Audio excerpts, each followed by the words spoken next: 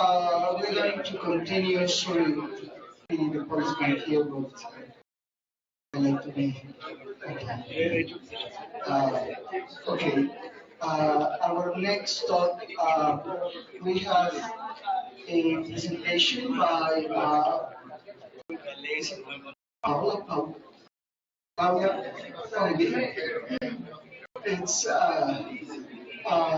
and she's going to talk about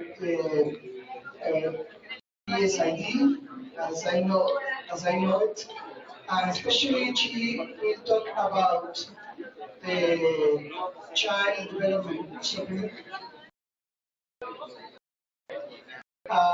which is we are quite interested on this child development supplement because we need one.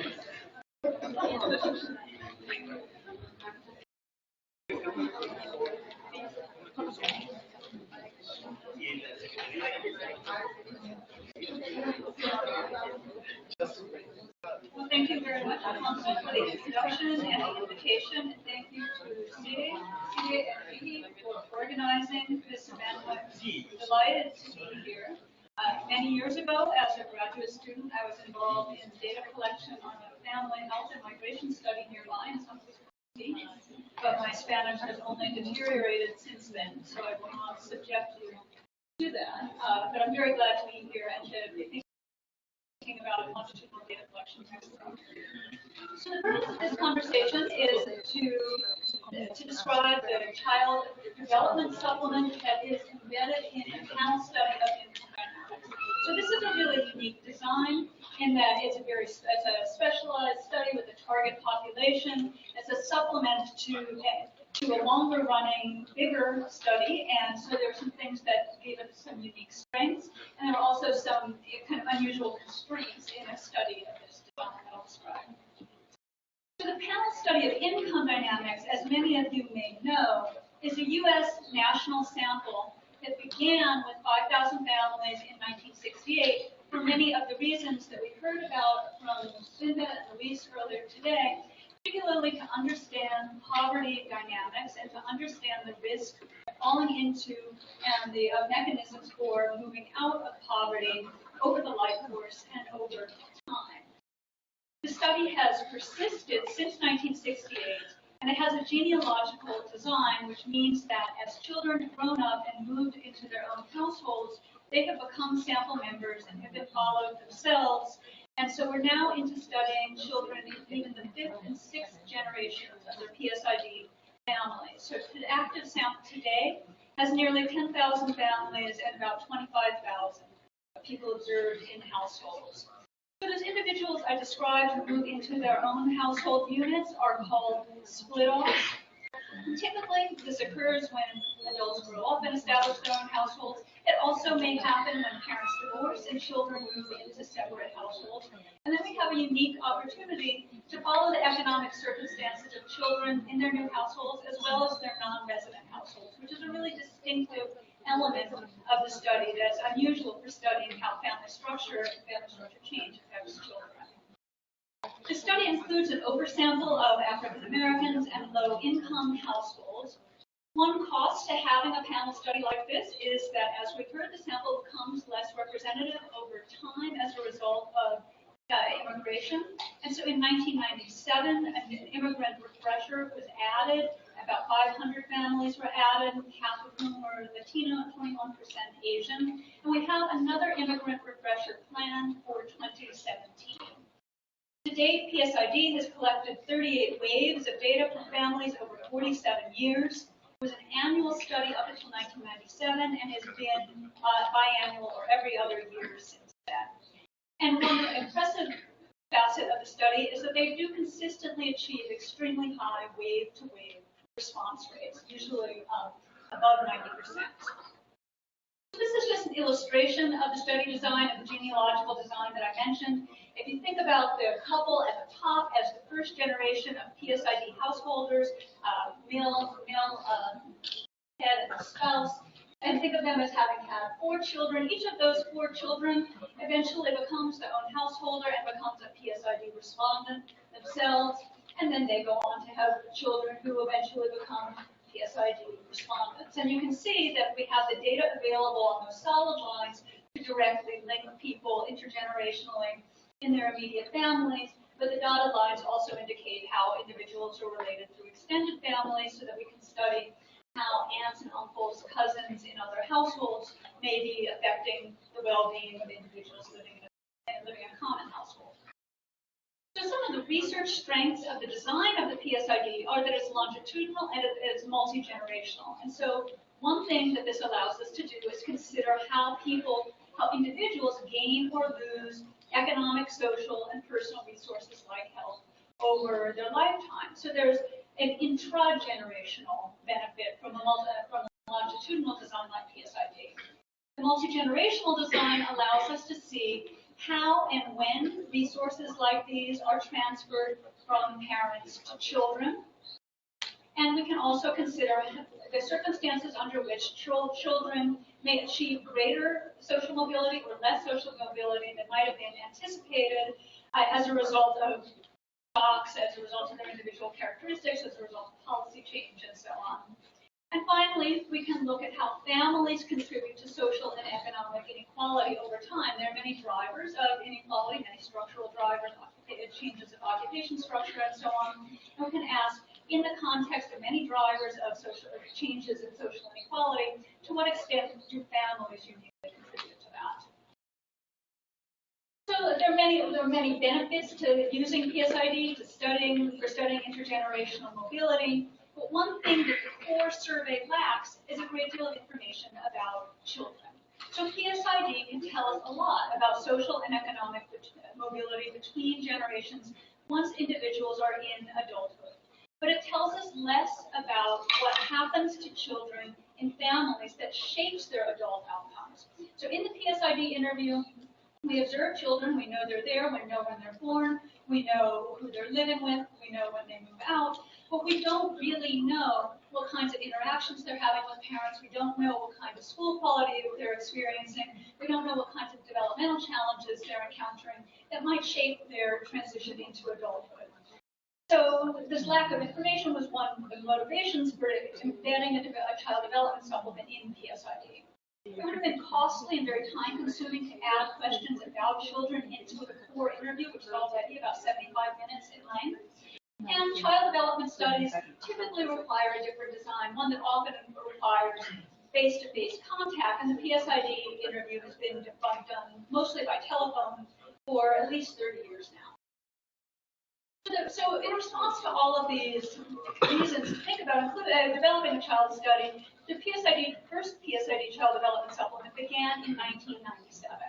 And the design was to include up to 2 children living in a PSID family unit who were between 0 and 12 years of age in that year. And so this is one of the interesting kinds of constraints. We just have the sample that we have. This is who's living in families at the time. We couldn't make this sample any bigger without bringing in other families to the study. So we ended up with about 3,600 children living in 2,400 PSID families. And this study had a cohort design with 3 rounds of data collection. That initial effort in 97, another effort 5 years later in 2002, and another effort 5 years after that in 2007. And again, the response rates were lower for this than they are for the core, but they were fairly high for a study of this kind. And so this is another illustration. If you think about the bottom row this time being children, children living in PSID households, the first box illustrates, on the bottom row, illustrates a family with 3 children. All of them would have been age eligible, but one of those children was excluded because we were taking only 2 children from households. And then in the third box, you can see there are 2 children in the household, but only one is age eligible. The second child in gray is 13 years old. So we did not collect information on children who were adolescents when the study started. And then on the far side, we see a family member who has not yet had any children. And so that individual is not going to contribute any children to the design of CDS over its lifetime. So the design of the study in the field was that it was done in person as home visits. and we conducted interviews with a person identified as a child's primary caregiver and a secondary caregiver. Most often, the primary caregiver was a mother, and a secondary caregiver was a father, although sometimes it might have been a grandmother or another relative. And those interviews were collected mostly by phone. And then we went into the field and conducted interviews in person with children and used an audio computer-assisted self-interview component for sensitive interview content with children who were 8 to 17 years old. A unique piece of the study was that we collected time diaries for children, and I'm happy to answer more questions about this, but this is essentially a 24-hour inventory of how children spend all of their time on one weekday and one weekend day. And these have been used to develop really rich and rigorous profiles of exactly how children spend their time, not stylized measures, but their actual time use. And I'll give you some examples of how those have been used in research to date. We also conducted a cognitive achievement test in reading and math with both the child and the primary caregiver, and we did anthropometric measurements of height and weight. And then we also were able to link we knew which neighborhoods children were living in, and we got the school names so that we could link to contextual data about children's schools. Content of the questionnaire included some of the greatest hits from research on child development, so we have rich information on children's health and behavior from standard psychometric assessments, the cognitive achievement measures that I mentioned. We have a lot of information about what's happening interpersonally in the household in terms of family routines, discipline practices, family conflict. We get information from the caregivers about their attitudes about parenting. We find out about learning resources in the home, so access to a computer, to books, whether time watching television is limited. We have psychometric measures of the caregiver's mental health and self-esteem. We have information about children's experience of school and how involved their parents are in their education. We have stylized measures of children's time use to complement the time diaries. And then the older children, 12 to 17, reported on their family and school experiences, their social activities, their sexual activity, and drug and alcohol use, and other sensitive topics. So once these children reached age 17, they were no longer considered children, and as you might have calculated, the oldest children in the cohort, who were between 8 and 12 when the study began, were beyond childhood when the third wave of CDS occurred in 2007. So we developed another study called the Transition into Adulthood Study. And all children in the CDS cohort have eventually been absorbed into the Transition into Adulthood Study, which begins when children are 18. And so the reason that we developed this particular piece was that the traditional model for PSID was the children stayed in their households until they married and moved into a separate household in their early 20s, and we had a sort of seamless transition. What we see, and we were able to start collecting information on these young adults as they were going through critical stages because they were household heads. With the extension of the transition into adulthood, we saw children staying in their parents' households longer. They were not study respondents. And so a lot of things were happening. They were completing their education. They were beginning to work. They were forming unions and having children, but not necessarily setting up their own households. The transition into adulthood is meant to capture information directly from these young adults before they become household heads. And so we're observing these critical life stage transitions that they go through, such as finishing education, starting work, forming families, even before they're in their own households. And so now they're interviewed every 2 years from 2005 to 2015. And so roughly we're capturing them when they're 18 to 27 years old. And the content of that interview largely overlaps with the child development supplement interview and the main adult interview, in addition to having some life stage specific items. And again, the wave-to-wave response rates tend to be around 98%. So just to give you a rough idea of what this actually looks like in practice, if you imagine two children born to the same family who showed up in CDS, the older child, born in 1988, would have been observed for the first time she was 9 years old. She was observed again in the second wave of CDS as a 14-year-old, and then she had aged into adulthood by the time CDS-3 occurred. So she was in the transition into adulthood study and observed 5 times between ages 19 and 27.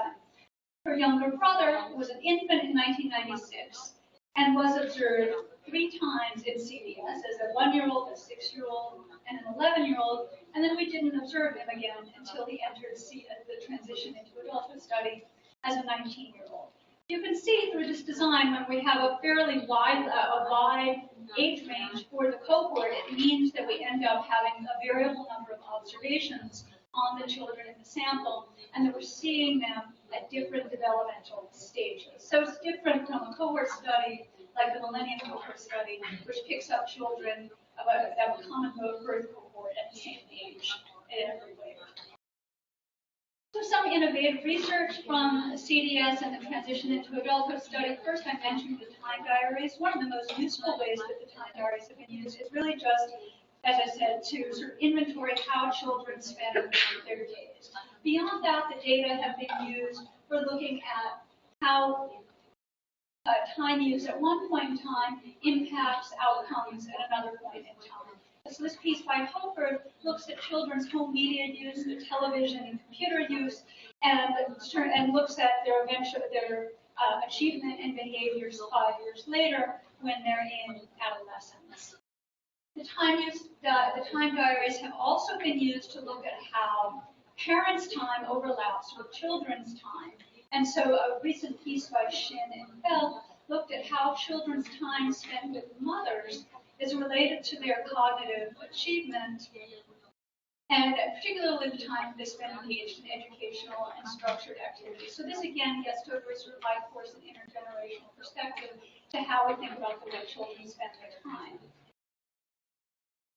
So these data are also useful, obviously, for longitudinal analysis. So just thinking about longitudinal analysis within individuals, a recent piece by Scott South and Lay looked at children, the timing of children's home leaving and whether they ever return to the parental home. So again, with cross-sectional data, it would be very hard to know if you see a child in their parents' home, if they've had a delayed leaving and they've left and come back for some reason. And so this kind of longitudinal data allowed the authors to track returns to the parent home and to find some really interesting triggers for returning to home, including the experience of physical violence and parents' poor health as causes of both delayed home leaving and home return for young adults.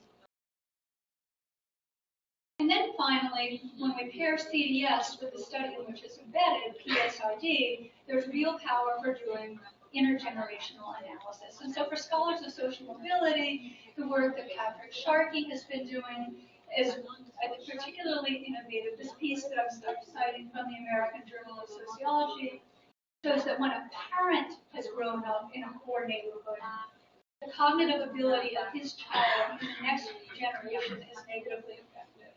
But even if that child is growing up in a better off neighborhood, the intergenerational consequences of the parent's exposure to neighborhood poverty has a lasting effect on child development and well-being.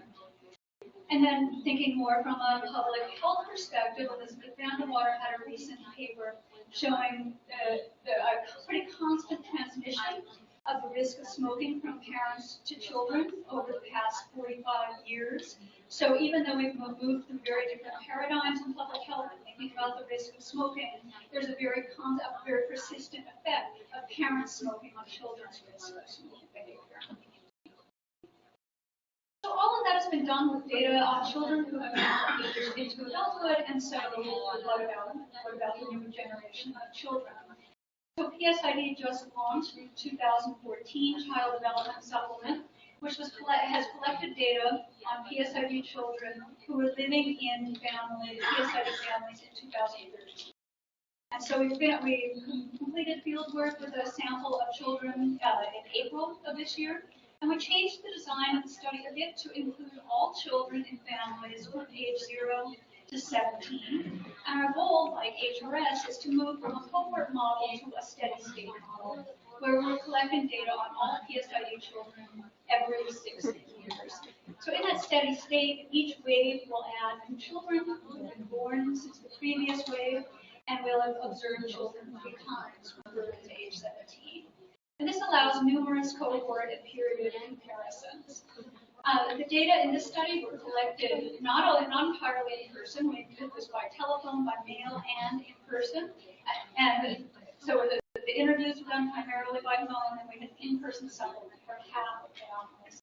And our eligible sample included about 5,800 children and 3,000 families. So I just kind of got these out of order. I want to go back to this illustration I used earlier to show that this new design now means that we'll be including all children in households. So where there are 3 children in a household, we'll see them all. Where there are children who are teenagers, we'll see them. And anyone who's born after 2013 will eventually pick up the next time CDS is in the field. So some of the neat things about having a new wave of CDS include that about 1/4 of the children in this new study will have a parent who was a member of the original CDS cohort. So now we have really rich child development data across 2 generations. Another is that we can now do cohort. We can look at cohort differences in children who were born between 1985 and 1997 and compare those cohorts to children born more recently. I think perhaps most importantly is that CDS is unique in the United States right now. There are no other nationally representative longitudinal studies of children that are planned or underway. And obviously this complements other international child studies, like the Australian study and the British studies that we heard about earlier today. So as we heard from the sentence, the content that people are interested in changes over time. So one thing we're doing is linking to individual, and the ways the data we use also change over time.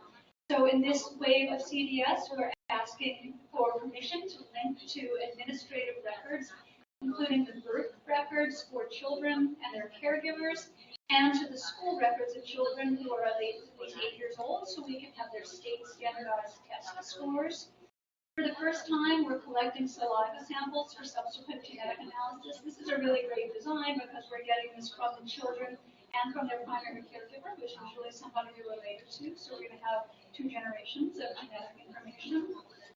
And we also revised the questionnaire content. I think one of the most interesting pieces is that we included an extensive set of questions on computer and media use, about children's behaviors with computers, television, all kinds of electronic devices, rules in their households, how much both they and their parents actually know about media and online activity.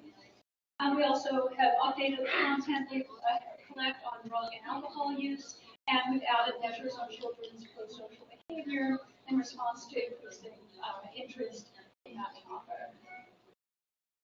So the future developments for CDS include first and foremost that we'll be releasing these data next spring. We've also received support to launch a new transition into adulthood study for these children so we can continue to follow them as they enter adulthood. As I mentioned, there will be an immigrant refresher in 2016 and 2017, which is particularly important for studies with children because that's where problems with representativeness become most apparent in the youngest segment of the population. We plan to conduct the next round of the Child Development Supplement in 2020.